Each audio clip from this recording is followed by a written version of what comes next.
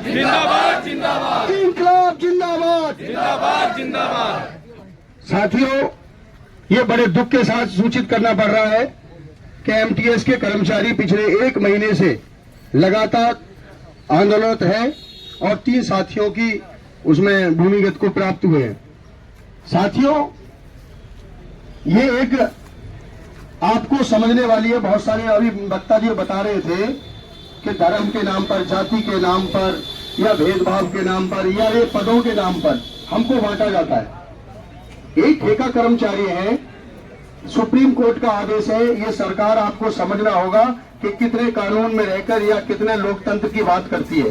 ये supreme court का आदेश है कि समान काम का समान वेतन।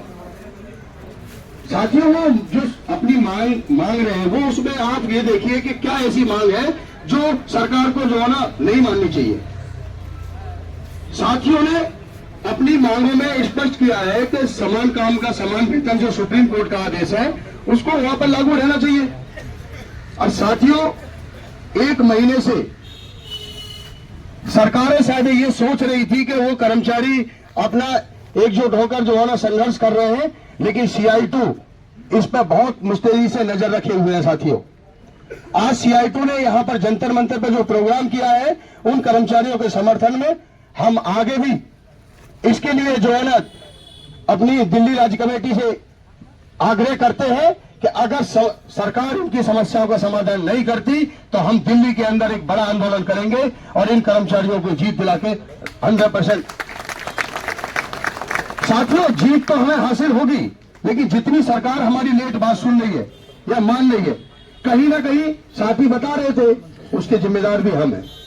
हम सत्ता में ऐसे लोगों को चुन लेते हैं जो हमारी बात ही नहीं करते, लेकिन हम भेदभाव के नाम पर, क्षेत्र के नाम पर, जाति के नाम पर ऐसे बढ़ जाते हैं कि मजदूर को मजदूर दुश्मन दिखाई देने लगता है।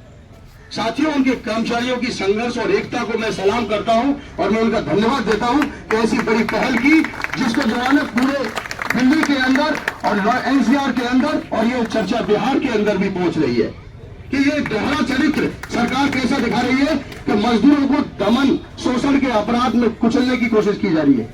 3 कर्मचारियों की अभी भूमिगत को प्राप्त हुए, उसके बाद भी सरकार का कोई प्रतिनिधि वहां पर आकर मजदूरों के बात नहीं किया। ये दुख की बात है। 2 कर्मचारी एडमिट है सर। तो साथियों, हम यही कह रहे हैं कि CI2 पूरा गौतम बुद्ध नगर से मैं अपील कर रहा हूं, मैं कह रहा हूं, निवेदन भी कर रहा हमने कि अगर ये संघर्ष आगे चलता है तो हम जो है ना नोएडा के अंदर भी जगह जगह कारखानों के अंदर और जो है ना चौराहों पर हम चक्का जाम करने का काम करेंगे। धन्यवाद साथियों, मुझे इतना ही कहना था।